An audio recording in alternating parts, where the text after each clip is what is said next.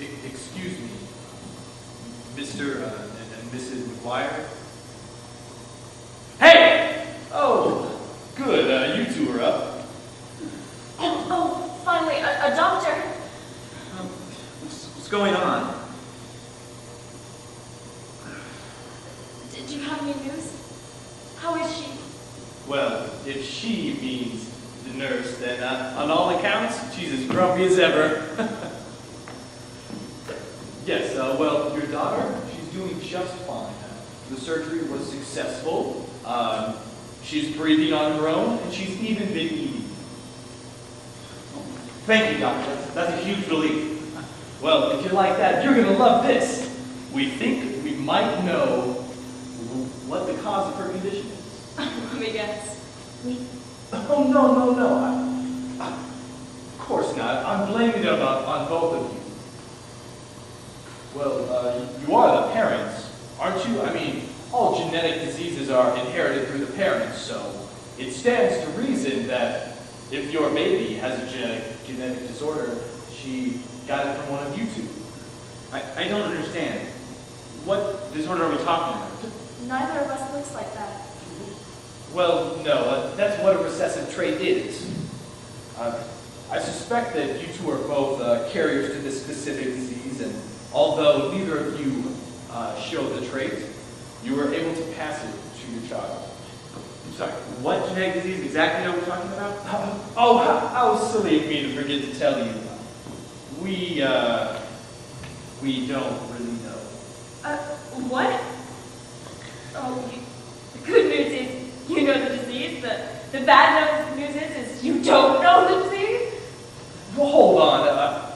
Just because we can't be sure of the disease doesn't mean we can't hypothesize. What is your guess? Don't even bother. He probably doesn't even have one. For your information, I first started out having too many guesses. You see, the thing is, there are a number of conditions. There's Naegger syndrome, Miller syndrome, Treacher-Collins syndrome, which can all cause the narrow jaw, the cleft palate, and the other facial structures which your daughter has.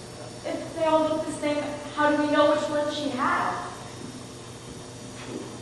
Well, because I'm smart, and because Miller syndrome is the only one of these diseases that can cause the deformities in the arm bones. Thank you, Doctor. Thank you. You've been a huge help. If we were to have another child, would they also have this condition? Well, there's no way to be certain until the baby's born, but with a disease like this, there's a 25% chance that any child you two have will have the same condition. What condition exactly are we talking about? Well, it's a little hard to say. I first read about it in graduate school when it was featured in a Disease of the Month column in, I think, the Journal of Pediatrics. Yes, it was the summer of 1979. I was falling in love. But that is a story for another time. The journal was the first time Miller syndrome was published about, and it was written by Miller himself. So the disease has a very short history, and in the whole world, there's only, 30 people who have 31. Although not everyone has as good a doctor as you two do in the delivery room with them. And anyone with no knowledge about this rare genetic disorder, they wouldn't have any way to diagnose it.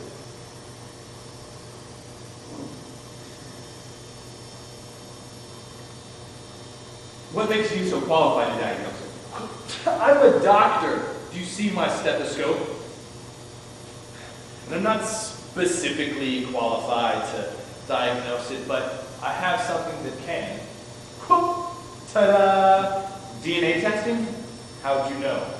Well, even with DNA testing, can you make sure she has Miller syndrome? I mean, with all her conditions, can one test prove what she has? Oh, that's a good one. kidding. You didn't read that article? I thought it was a really big deal.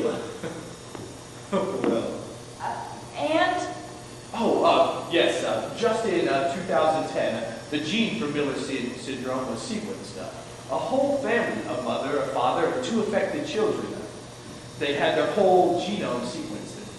They used that information to discover the gene that causes Miller syndrome. It's amazing.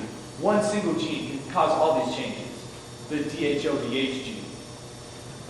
And we now have the power to test for it. Well, this has all been very helpful, Doctor, but I think I need to see my baby. Oh, your baby. Right. You sure you're not just trying to get rid of me? I'm going to go get the nurses, and they'll get your baby ready.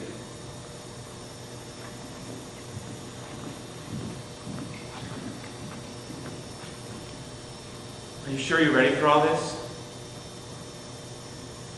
Well, I guess she's really ours. Bethany. What? Let's call her Bethany. I love it.